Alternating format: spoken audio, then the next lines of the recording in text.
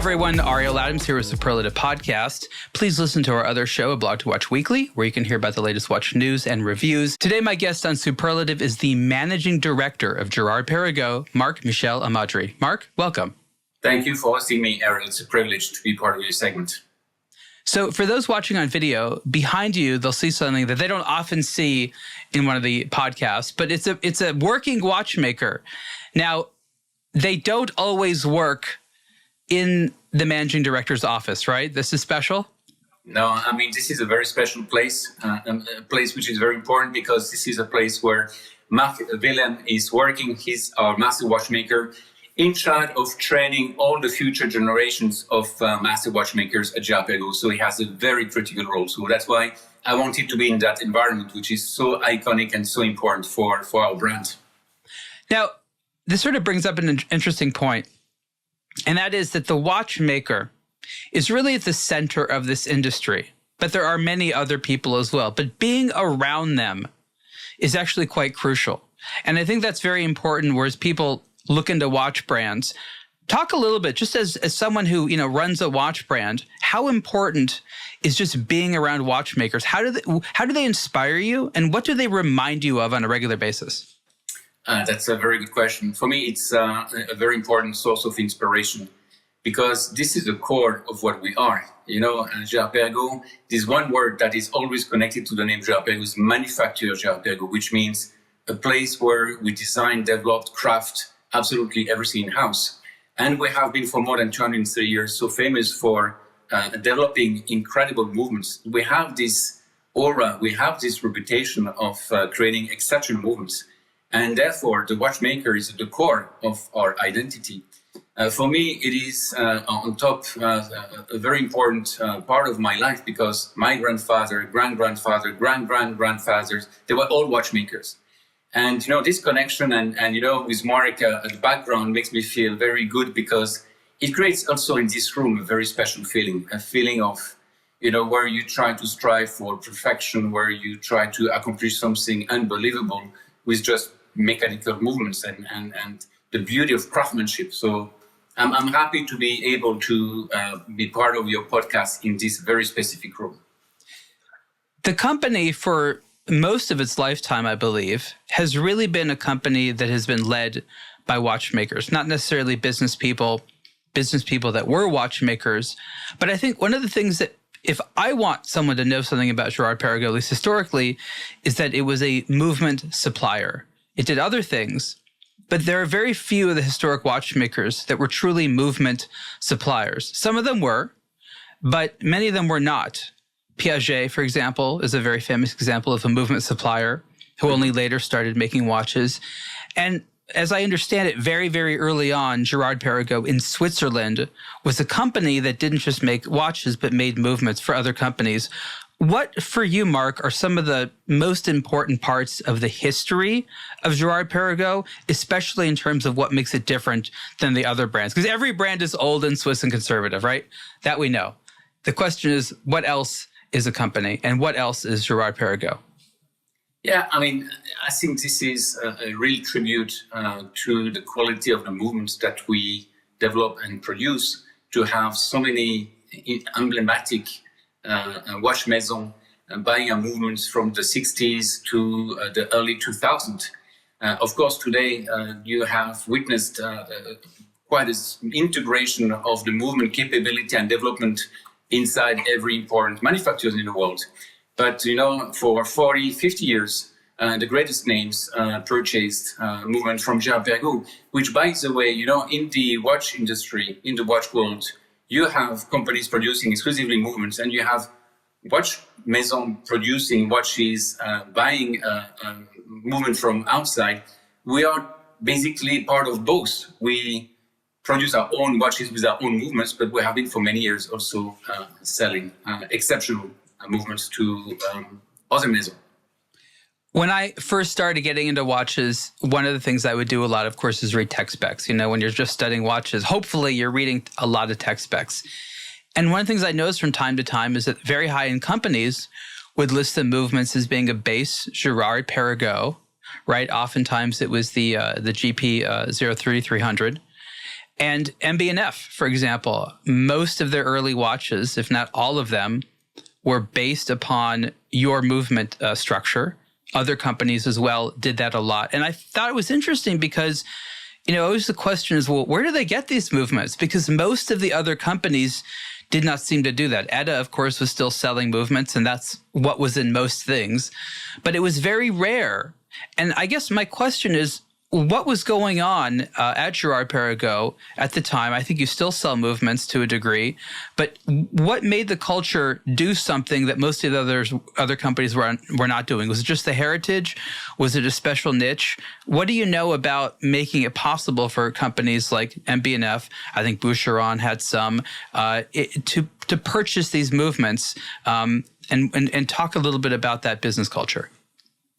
Yeah, I mean, of course, the heritage and the fact that from the very early days of Girard-Perregaux in the late 18th century, we have been in charge of designing and producing our own movements. I think the culture makes that it's an obsession to create exceptional movements and exceptional movements. They're highly reliable, highly qualitative, they're durable. They are exceptionally finished, because I think the finishing is always something which is incredibly important. And I think that once you manage to create an exceptional movement, it can last for few generations. I mean, if you think that, for instance, the caliber 3300 was first created in 1998, the caliber 3100 was created in 1994. I mean, these movements are still, let's say, very important today in our collections. But that means also that we're not only capitalizing on these movements, and recently we introduced a brand new caliber, the GP 4800, which is a new generation of caliber, and we will continue in the future to continue to innovate, because I think if we want to be credible as a manufacturer, as a watchmaker, we need to constantly come to the market and unveil new movements, new functions, new ways of finishing, new ways of architecturing, because it's a lot of architecture in our movement. We take great pride of not only bringing reliability and emotion around the whole aesthetic, but it has also to be a composition. We should not forget that in 1867, Constant Girard created a shock wave in the industry, because until 1867, all movements were basically looking more or less the same. It was about functions, it was about reliability, it was about precision. And then suddenly he wanted to go to the next level, which is also to create a new architecture with the three bridges. And I think this is what we have in our veins, this is what we have in our DNA, to continue to innovate on every possible front, from the finishing to the reliability to any shock resistance, durability, but also in the architecture, because it's a signature. I think a movement is a signature. It's somewhat beyond the scope of the conversation for this show, but the development of the constant escapement from several years ago, featuring a monolithic silicon structure designed to be very accurate, is something that I think is very much defining what the modern Girard-Perregaux is. I think it's also interesting that in the 1990s, when most mechanical watchmakers were scaling down anything related to R&D, everything was being outsourced. Most movements were being purchased, and made by a small number of companies, mainly ETA. Girard-Perregaux was busy developing a lot of movements. And the 1990s had exceptional things, from split-second chronographs to just all kinds of wild stuff. And it is always interesting that Girard-Perregaux often has been the exception, right? Even though it is seen as yet another conservative old Swiss watchmaker, if you look at the history, it's always done things quite different than the competitors. And one of the things that it was doing in the 1960s was gearing up for the electronic watch revolution. In 1966, I believe, Girard-Perregaux, kind of butted the conservatism and said, what, we think this is going to be a big deal.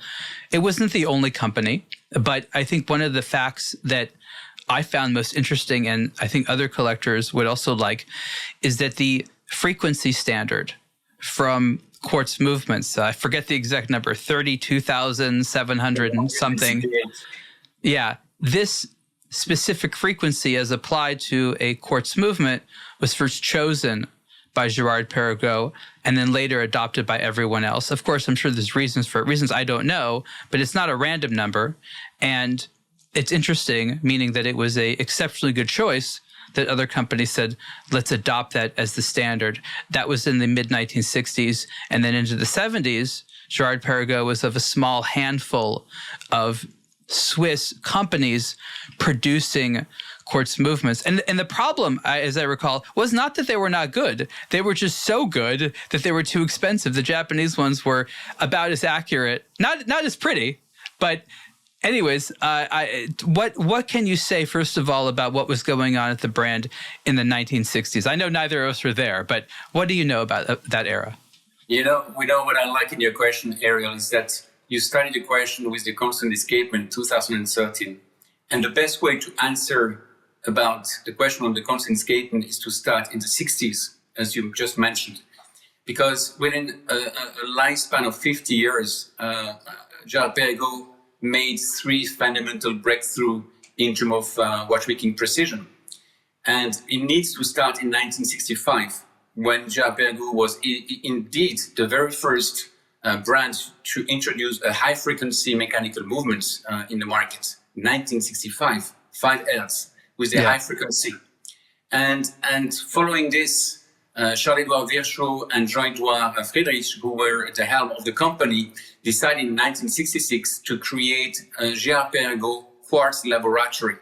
So the quartz journey for Girard-Perregaux started in 1966. And it takes some time until they unveiled their very first movement, the GP350, in 1971.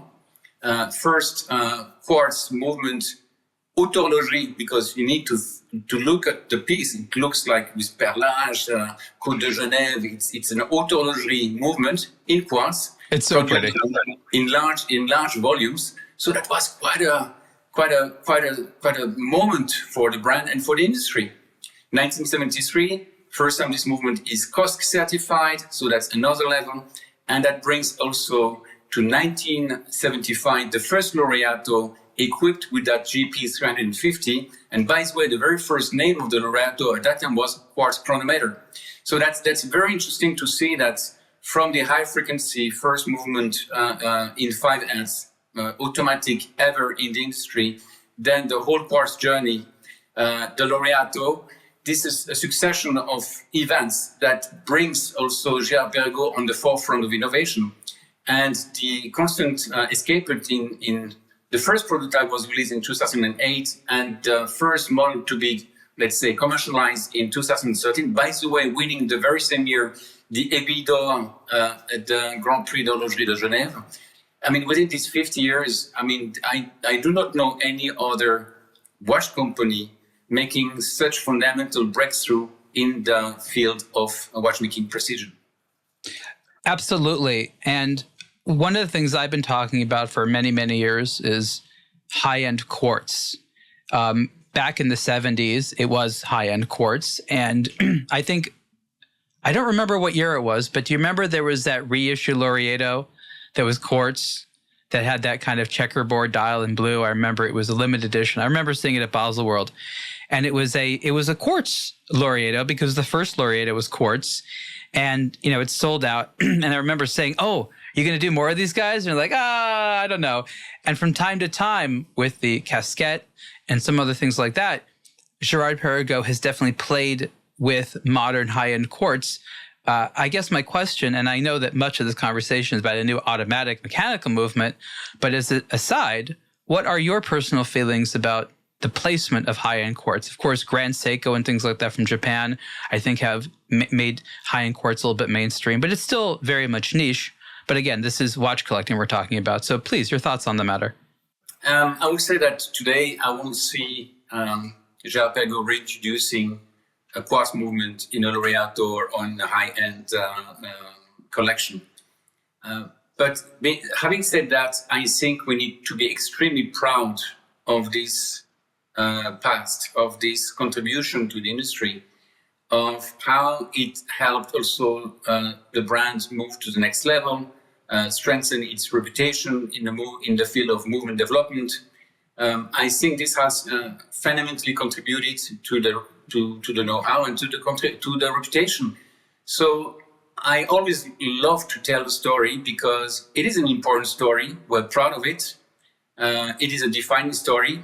Today, our purpose is to continue to innovate, is to continue to contribute to this beautiful industry and to all the watch connoisseurs and aficionados of the world with exceptional movements.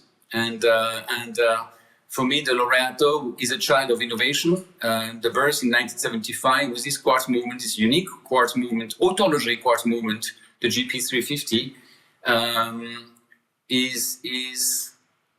is a context which the Laureato can be very proud of. Going back to the 1970s, it was a very interesting era because on the one hand, mechanical watches were sort of the last hurrah for them. It was clear that their time was numbered. Yet the whole world of design and jewelry was changing. And so there was this huge interest in culture to change the way everything looked, from architecture to cars. Clothing, to a degree, of course, was changing. And with watches, you started to see this very big difference from just sort of round watch with a strap on it to very interesting things, bigger cases, bright colors, shapes, a merger of a jewelry mindset with a timekeeping mindset, which in my opinion was about reminding people this is a high-end thing, because the Swiss watch industry was trying to justify its level of luxury. As you talked about, Girard-Perregaux's first quartz movements were beautifully decorated, and I think that is part of that, trying to justify why you would spend more here. And I think another part of that was merging jewelry with a wristwatch, and this is where the integrated bracelet phenomenon came from. Gerald Gento was, of course, very big with that, very popular designer. The Laureato, coming out in 1975, was sort of sandwiched between his popular creations, was not designed by him because I think it's clear that his work was a product of an era, not just of one person.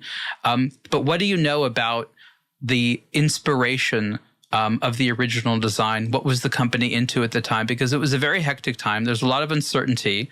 Were they looking at cars, architecture? Were they looking internal? What was going on in Switzerland? What can you tell me about the context in the years right before 1975 when the Laureato was debuted? I mean, the 70s is an impressive decade in terms of inspiration. And you could see that in many different industries, in many different fields. You look at cars, you mentioned cars, but you had in the 70s, and I think 1973, the Lancia Stratos, or the Ferrari Dino 308 GT4, or the Citroën SM, or, so many cars which brought a new vision with more angular shapes, with more futuristic expressions. In fashion, you had Courrèges and Paco Rabanne, redefining the silhouette in a more futuristic way, even using aluminium. You had in architecture the use of concrete with brutalism. I mean, it's a very flamboyant decade where people suddenly understand that function can create emotions through design. And it's not only about the function, it's not only about the technical aspect, but it needs to be sublimed with beauty, with an idea of design. And the identity is not defined by the function, but it's also defined by the aesthetic. And, in the watch industry, this better than me, but you had for a long time people designing the case and someone else trying to fit another bracelet and trying to fit two things together. And I think the 70s was a decade where basically the idea of creating a unique design, connecting smartly and with beauty, bracelet and case and dial and the whole thing to match like one design, one expression. I think the Laureato, like many important models of that decade, like the Royal Oak or the 222 or the Nautilus, is part of this idea of creating this balanced architecture between the bracelet, the case, and the dial. And of course, Laureato is part of this moment where our internal designers, because of course, what we take great pride of at Girard-Perregaux is the fact that the Laureato from day one is a fully in-house product. Not only the movement, but also the design. Everything has been created, developed, crafted, and the model itself is from day one powered by an in-house movement. So this is really an in-house story from the very first day, which also make Laureato a very unique collection in the watch industry, because as you know, all the other emblematic models of the 70s were designed by excellent designers and also powered by excellent movement. At that time, Girard-Perregaux was also playing that role, as we did, providing other big maisons with their own calibers. I think that's such an important point about the in-house nature. The company was quite vertically integrated in a lot of ways, and everything could be made by the same team and designed in-house. And I think the contrast of that, which is important to recognize, is most companies were movement makers. And when they wanted to have a dial or a case or a strap or hands, they would have a supplier, and they wouldn't give the most specific instructions. Right. So for me, one of the most famous examples is like the Speedmaster dial. Like, it wasn't really designed by Omega. Like, it was just designed by the dial supplier, and then it became popular. That's why there's little differences here and there, because Omega didn't really care. They're like, make it fit the movement. Right.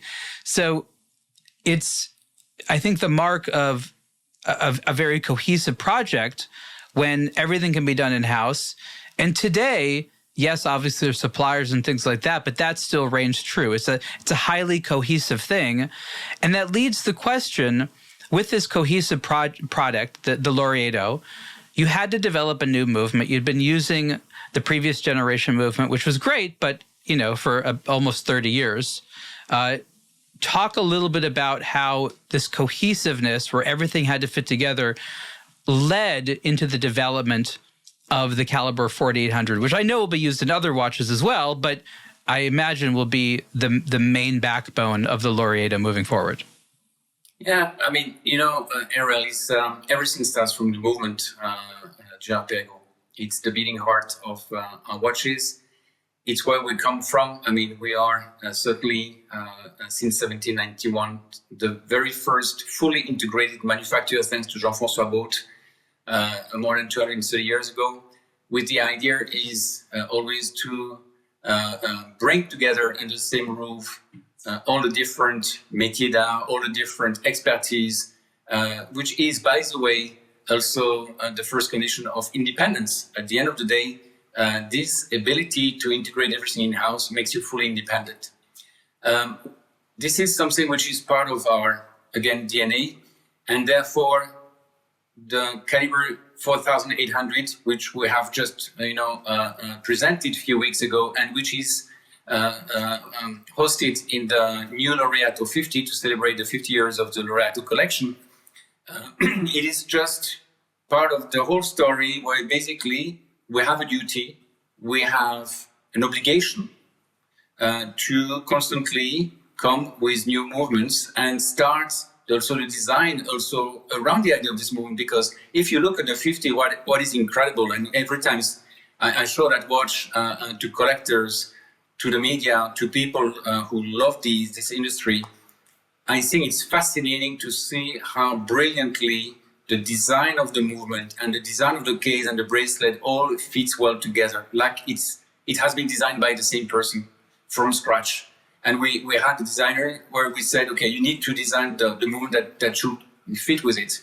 Because I think the idea of design, if you want to take great pride of designing exceptional timepieces, when you look at the movement, it needs to feel like it had to be in that particular watch, that it fits in terms of colors, it fits in terms of finishing, it fits in terms of harmony, in terms of balance. Same for another exceptional celebration piece that we will be unveiling during the Dubai Watch Week, where basically you look at the combination between the Laureato and the movement and you say, wow, these two were meant to be together. It doesn't feel like you bring something and it feels a bit off because it's off topic. It's not really balanced. And this is something that if you want to create watches that needs to be and have the purpose to be timeless, you need to take a lot of attention, because it's not a detail to match the two worlds together. Consumers can't always tell, but I think they notice implicitly when there's this cohesion between the movement and the dial and the case and everything fits. And you see this most when it's not the fact, right? When the movement doesn't look like it's supposed to be for the case, maybe it's the wrong size or something is off about it. But when it all moves together fluidly, you have the most satisfying experience. It's in effect the most elegant, most beautiful watch. And so I definitely agree with you. In terms of the new Laureato, it looks at a glance much like the old version, yet it doesn't share any new parts whatsoever. I think that it's really a masterclass in how to move the design forward without really, having anyone be shocked, like, what's going on here? This looks different. Explain a little bit about how long this process took. What are some of the things you want people to notice about it? And can you, of course, confirm that the new Laureato 39 doesn't share any parts with the previous generation models? I can confirm that with the previous version, it is fundamentally a Laureato and it has all the DNA, but at the same time, everything has changed. And it's very subtle. It's not a radical move because, of course, the 50 is a celebration piece. It's limited 200 pieces. We still have the existing generation ongoing that will stay still for a moment. And what we want to create is a bridge and to already give a glimpse to the future of Laureato. So I would say that it's officially the new Laureato, but it is, let's say, at the forefront. It's the sentinel of the next generation. What we like about this Laureato 50, first, its size, 39 millimeters, which we believe is a perfect size. By the way, the idea of the creation of the GP 4800 caliber in its dimensions, 25.6, it's an 11.5 lines movement, quite compact, 4.2 millimeter thick, was to create a new generation of smaller diameters and to have the opportunity to express all the beauty and all the expertise of Girard-Perregaux in diameters, watch diameters between 36 and 40 millimeters. And the Laureato 50 comes with this 39 millimeters that really fits incredibly well on the wrist. I mean, this is the first time in my life, I have to be very honest with you, Ariel, first time in my life that I'm wearing a watch which is below 40 millimeters. And I saw that I will never feel comfortable with a watch which diameter will be below 40 millimeters. And I think this one is so good, it's so spot on. I feel so comfortable. I wonder sometimes why I could in the past in my career wear watches 42, 44 millimeters, because this is really a good fit. It feels really good on the wrist. But we have reworked all proportions in the bracelets, the size of the links, the length of the links to have more ergonomy and more comfort around the wrist. We have reworked even the clou de Paris, to the depth of the clou de Paris to better shine light on this slate gray dial that reminds the very first Laureato in 1975. Basically, everything has been reworked. The way the lugs are falling around the wrist to, again, create this better level of ergonomy. There's nothing that hasn't been changed, that hasn't been improved. And we feel very strongly that, as I said, this is a sentinel for future generations. Next year, of course, we will add a few additional, let's say, executions based on this collection, based on this size. But we will also make sure that the current generation and the future generation, and we'll see when it comes in 2027 or beyond, just to make sure that we have a nice transition. And of course, this is the inspiration for the future. There's been, as you said, 5 different generations of the watch. What are the design elements that, in your opinion, are a must-have? What does each generation of Laureato have to have in order to maintain its status as being part of the family? And in what areas have you found remarkable flexibility in being able to change and play with things? I mean, of course, the obvious codes is to have a base with a cushion-shaped case on which you have a bezel which is made of 2 elements, a ring, circular ring. On top of it, you have this octagonal-shaped bezel. So this combination of cushion, round, and octagonal is a fundamental signature of Laureato. Of course, obviously, the Claude Parry dial, the battle indexes is also part of the design code. But what I would like to say, maybe beyond what is obvious at the first glimpse when you look at the watch, a watch is not only visual; it's something that you have around your wrist. It's comfort, it's ergonomy, and the quality of the finishings throughout these 5 generations and still today, and even better done than ever with the 50. It's a question of the comfort. It's nothing aggressive. It's warm. It's really sensual. You know, I love this quote from Coco Chanel when she said, luxury has to be comfortable, otherwise it's not luxury.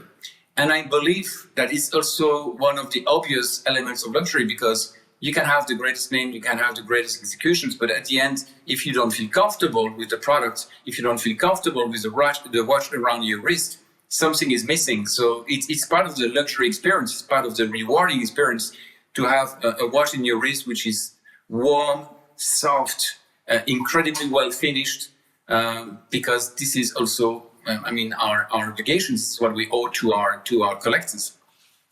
I'll tell you something I've noticed that I thought about when you were sharing that, and thank you so much for explaining what are some of the DNA elements. I totally agree. And that's that when companies design watches on a bracelet, they do something very different than when they just design a watch that has a leather strap. They actually have to do ergonomic analysis. Because on a strap, you'll be like, oh, that's not comfortable. Let's change the strap, right? Oh, the strap is the problem. But when you have a bracelet that is meant to integrate with the case and it's not comfortable, you can't just blame the bracelet. You have to say, okay, well, we like the bracelet. What's wrong? Is it how it's attached? Is it the case itself? Is it something about the way the links drape?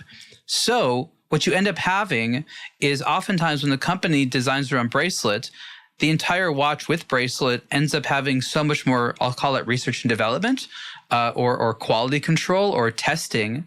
And that ends up making them better watches and often more comfortable because of this funny thing. And so it's definitely has a place at Girard-Perregaux and at other places. But would you agree that this integrated approach kind of forces additional research and design, and that actually affects the outcome in a positive way?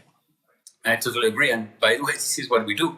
Because particularly for this one, for the 50, the number of prototypes and that we have put together and to test and making sure that we were exactly in the perfect dimensions to create this ergonomy, that all the finishings were perfectly done so that, it's softness, it's not aggressive. You have a lot of models in the industry which are quite aggressive. If you look at the angles, it's sharp, of course, it gives an additional personality, but you can maintain and you can, put together personality and wearability and ergonomy at the same time. But of course, it means that you need to take more time in developing bracelets. And this one, of course, we had a lot of different prototypes before to finalize the final version that we accepted to integrate in the final product. So it's kind of this funny thing, because integrated bracelet watches are so popular, it almost forces companies to make them because there's market demand. Because I think you'll agree, Marc, that until this sort of recent resurgence, companies hated making watches like this because they took so much prototyping and money. So you had these ones that they would make, like Patek for decades because it was such a pain. Now that you have to not only have one in order to be relevant in this category, but now that there's competitiveness, this definitely helps the consumer. And you, running the company, you get to see, wow, these do take a lot more money because we have to not just make a movement, but we have to R&D the case and the bracelet as well. And we can't charge that much more for it. So I think you'll agree, consumers are actually getting a lot of value out of these watches. Of course. And we believe the Laureato is great value overall because people need to understand that it's more than just an integrated bracelet timepiece. It incarnates 234 years of heritage and legacy. That the movement inside is what it is because of 234 years of independent haute horlogerie mastery, and that we had many generations of entrepreneurs, of visionaries who took over the company and brought it where it is today. And we have a responsibility for that. We need to make sure that, when you buy a Girard-Perregaux, Laureato, whatever timepiece from our collections, you have this incredible history behind it. You have this incredible obsession for details, for high quality finishings, and we will never compromise on that. I think it's funny that people can't just accept that Laureato means that thing which succeeds. They always have to need a deeper history. Is it amusing to you that people keep saying, yeah, but what's the real story behind the name? There have been a lot of urban legends around the name of the Laureato. Some people even believe that it was related to the movie with Dustin Hoffman, Laureato. It's a popular theory. 1967, which is not.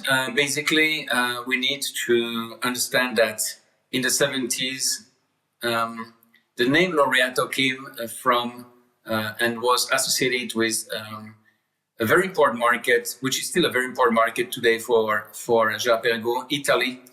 And Laureato means in Italian, the one who succeeds, or crowning a success, or the graduate. Yeah. And the inspiration comes from the great relationship we have with key people in Italy, with Girard-Perregaux. And it became an obvious choice, understanding what this model was meant to represent. And I think it's an important moment in your life. When you purchase a very important luxury timepiece, it's always related to a special moment. And it doesn't need to be gaining and having a great degree in a university, which can represent a great moment in your life. You get married. You're a laureate. It's a way to express gratitude and express something important, an achievement in your life that sometimes you invest in a special watch. I've written entire articles about the fact that watches make the best trophies. And what's interesting to me is that this was a fact that was as true back then as it is today. We always sort of laugh, well, you don't just buy a watch to tell the time. Yes, that's true. You buy a watch to celebrate yourself, and you use the watch as a trophy to recognize specific achievements. And for me, this was just Girard-Perregaux at the time in the 1970s being very direct about this. You buy this watch because you've achieved something. Help us celebrate together with you. It was the entire marketing premise behind the growth of Rolex, right? These are watches for winners. So this was a popular theme. Rolex really, really leaned into this at that era, especially in the 1980s and the 1990s.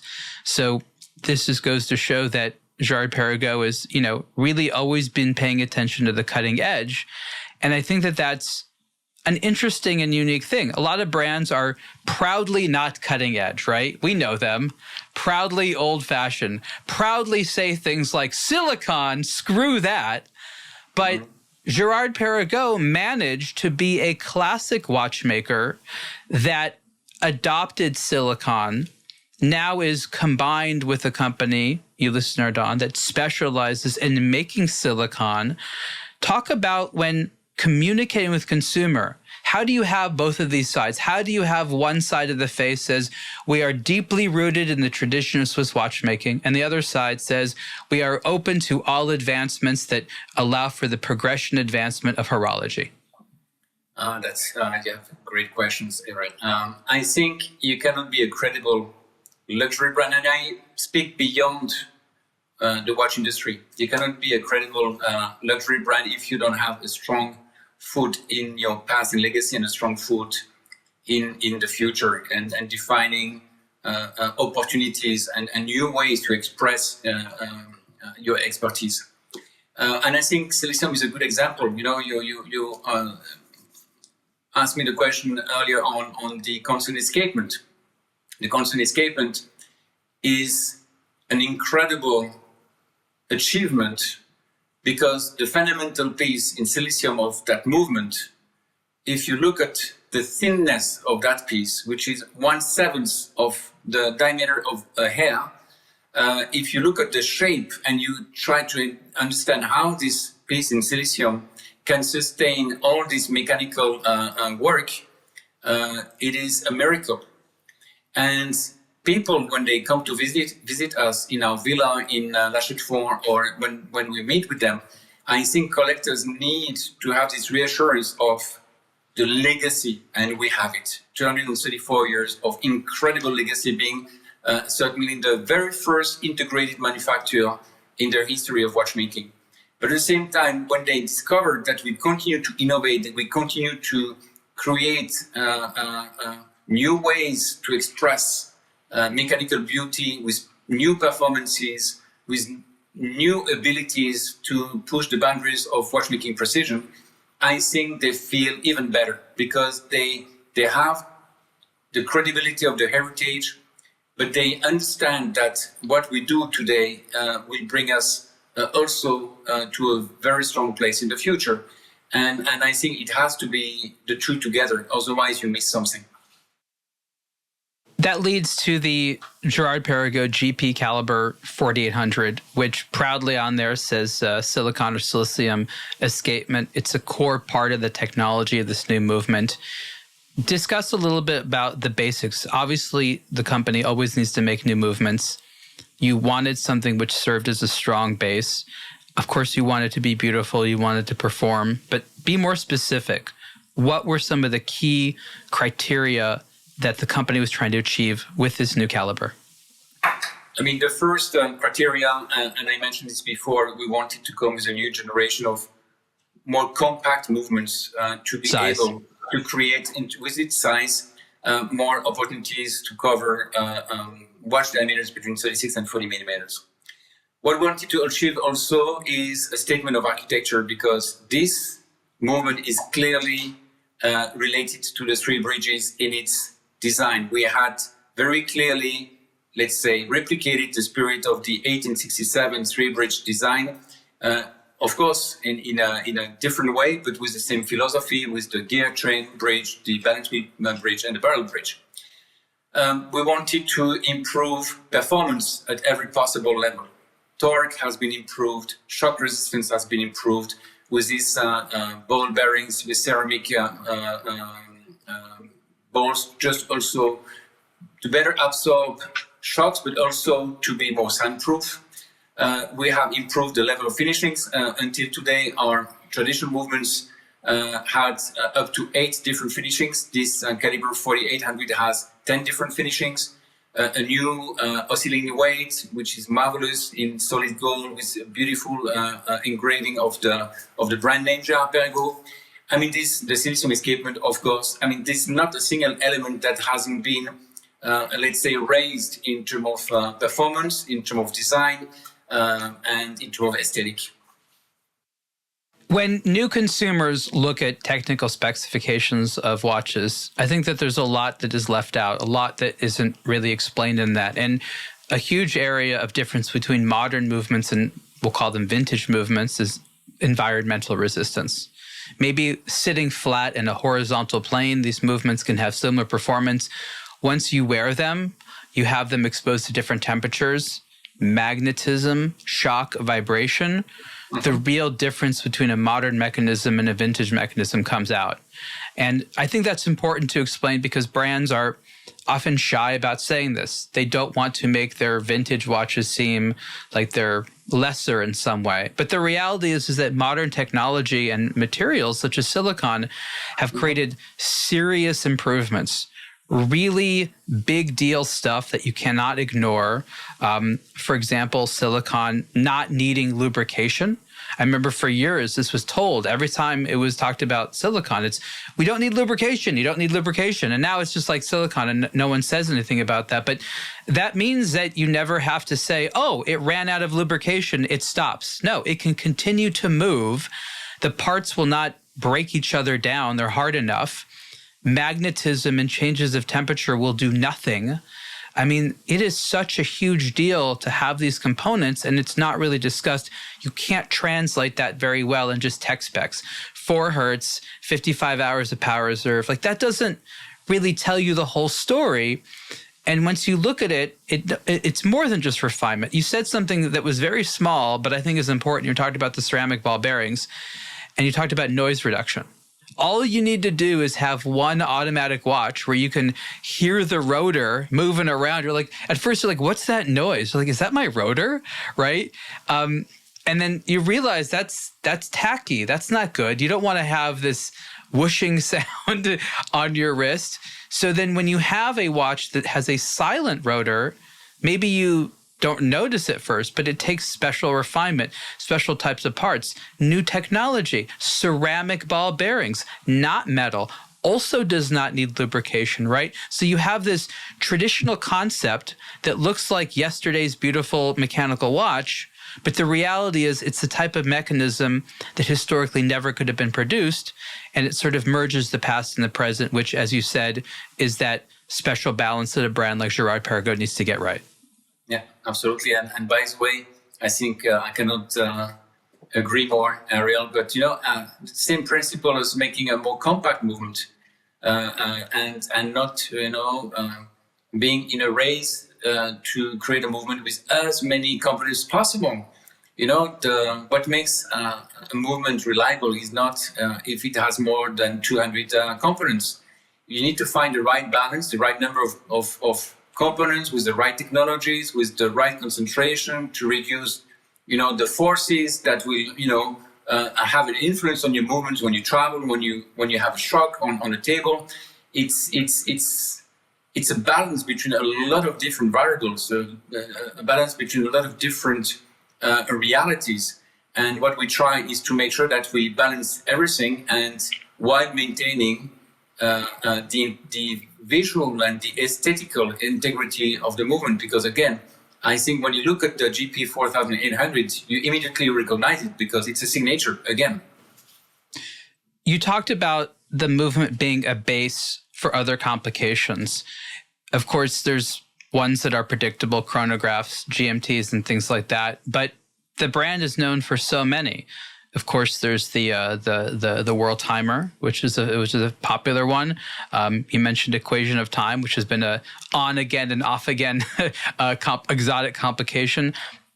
Again, you have the ability to control what the future development is. What for you are some of the signature complications that you think match the Girard-Perregaux personality best? I think you have mentioned a few of them, by the way. And for sure, the caliber 4800 will be at the base of a lot of new movements in the future, as you can imagine, because we have increased the level of torque, and this movement will be a fundamental asset for future developments. The WWTC, I think, is an exceptional icon of the brand. By the way, I have to say that this is, we mentioned earlier, and you said, in a particular moment of your life, you buy a watch and it's something very special. I purchased my first Girard-Perregaux watch for my 40 years anniversary when I turned 40. This is the first time in my life that I'm buying a watch from a brand different from the one I'm working for. Because I found the WWTC so exceptionally beautiful and well balanced and so special that I purchased that watch for my 40 years anniversary. Of course, there will be a lot of developments around the Three Bridges. In 2 years, we'll celebrate 160 years of the Three Bridges story, which started in 1867. So you can imagine a lot will happen in that field. Of course, perpetual calendars. I mean, there are a lot of complications that will be ideal, but not only, let's say, super complicated in the way that in a few years, we will have new generation of 4800 calibers that will continue to improve in their performances. That will also be special moments to mention and to highlight how innovative we are at Girard-Perregaux, and that it is a succession of innovations since decades. And we will have to continue to bring improvements in our existing movements through materials. You mentioned silicium, but there are a lot of things that we plan to unveil in the coming years, again, to be on the forefront of innovation. What is some of the mandate for you from, we'll call it the group. It's not a big group. It's a shareholder. I'm sorry. It's a manager-owned group. But what are some of the goals you have? I mean, obviously, there's a lot of freedom in order to manage Girard-Perregaux as you see fit. But of course, there's, I'm sure, some mandates and some directions that the team would like to see you go in. What can you share on that? I mean, my mandate is also the mandate I get, but also the mission I have set for myself is to bring Girard-Perregaux to the top of the haute horlogerie world. Simply. This is where the brand belongs. Maybe people have forgotten some of the stories, and for a lot of people, it is today a bit unclear what Girard-Perregaux is all about. My objective is to make sure that people understand the wealth and depth of the legacy of the heritage of this exceptional brand.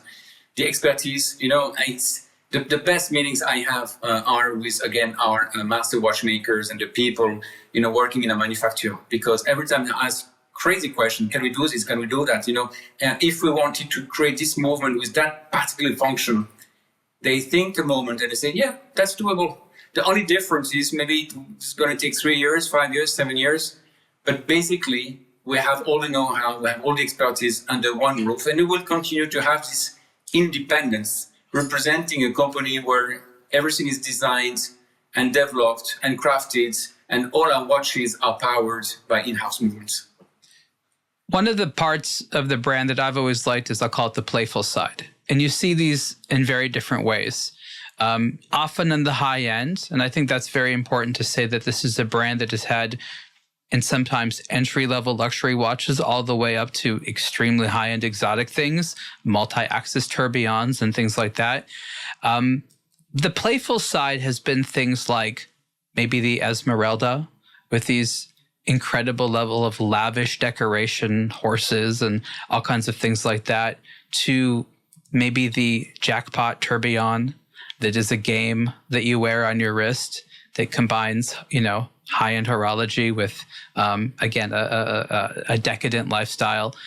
For you, in this era where things are different, I don't know that the Jackpot tourbillon would do as well today as it did in different eras. So it was perfect for the time.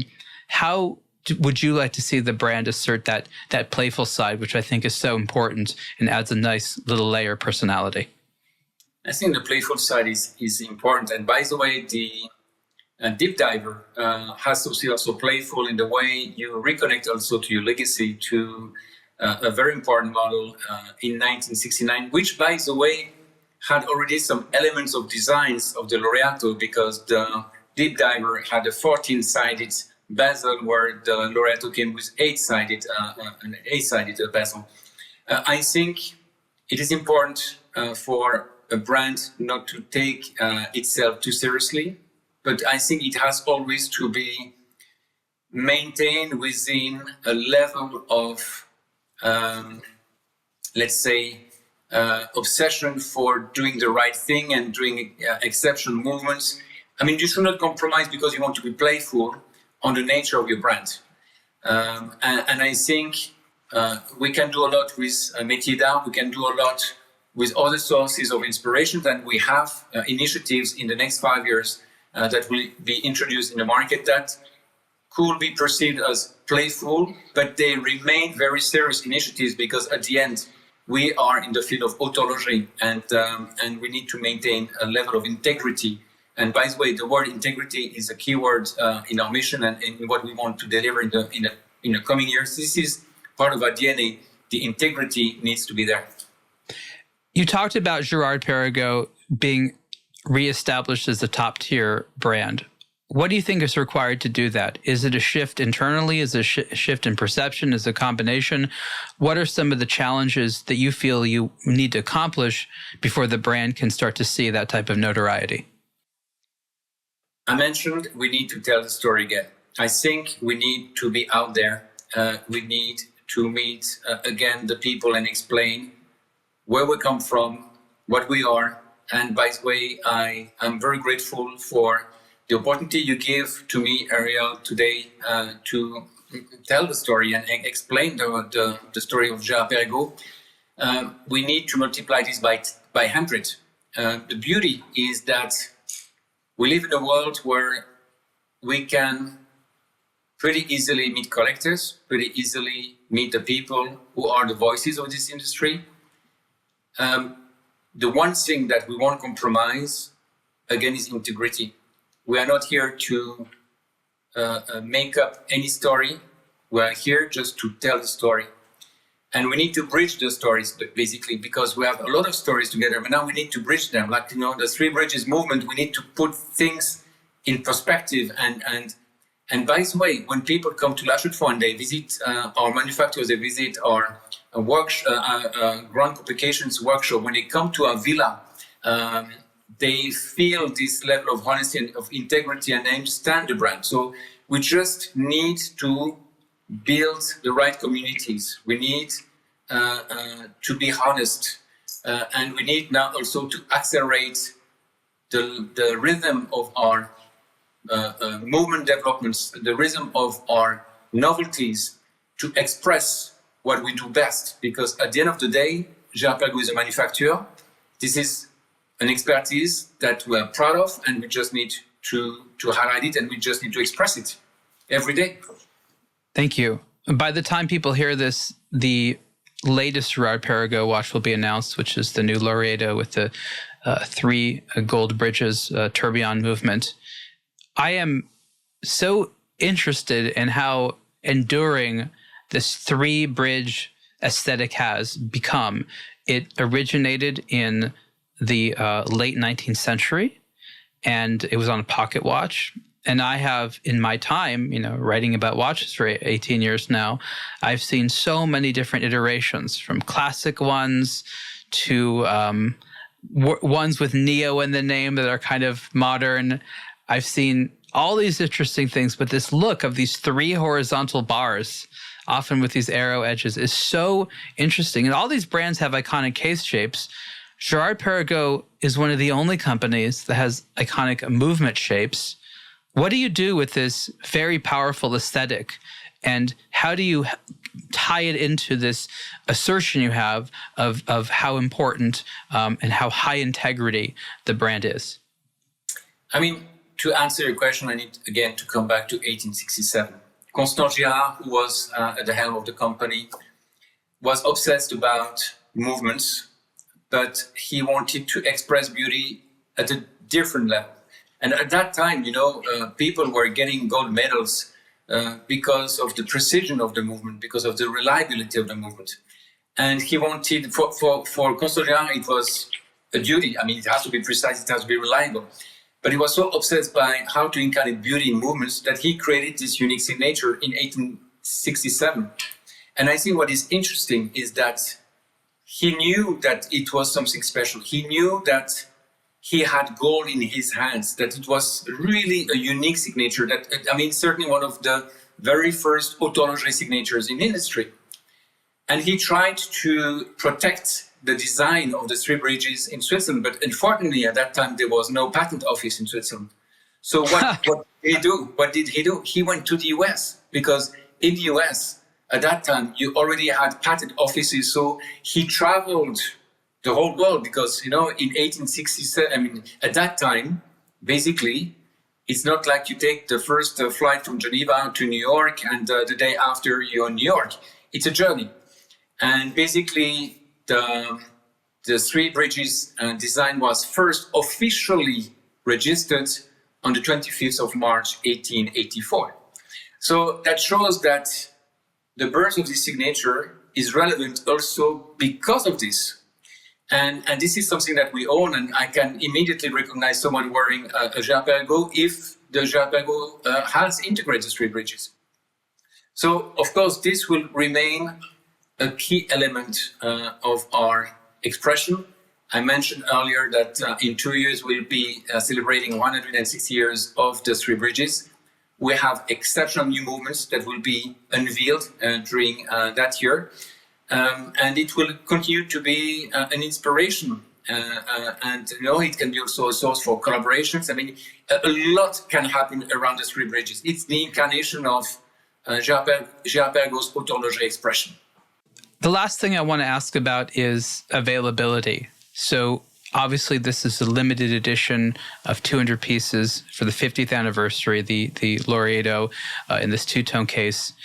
The GP 4800 is really what I want to know about. I know that you said that you will be introducing the new generation Laureato slowly. But this movement generation, when will people be able to start finding these outside of limited edition watches? Are you planning on having them in stock collection, not necessarily limited edition? Just talk a little bit about the rollout of the 4800 and when most people can expect to maybe find a watch with one of them in it. We plan next year to have special Laureato executions with enamel dials. By the way, enamel is done fully in-house at Girard-Perregaux. Wow. We have one workshop, and we also take great pride because, I mean, when you have an exceptional case and bracelet, of course, the dial and enamel dials gives a depth and an emotion, which is also incredible. So next year, we'll have a few executions, limited production, but limited editions, that will, again, also integrate the 4800s. And we will, grow in, let's say, ramp up in terms of opportunities and number of collections being fitted with that movement. But we want to go slowly because we don't want to rush. I think at the moment we want to keep a high collectible value with everything which is related to the 4800. And from 2027, 2028 onwards, I mean, you will see a bigger part of our collections being fitted with that movement. Thank you so much. I recommend that anyone who has an opportunity go check out one of the latest generation Laureatos and see the GP 4800 movement for themselves because it's quite impressive and I think they'll like it. Remind you to go to the Girard-Perregaux.com website to learn more. This has been the Superlative Podcast interview with Managing Director of Girard-Perregaux, Marc Michel-Amadry. Marc, thank you so much. Thank you so much, Ariel. Thank you.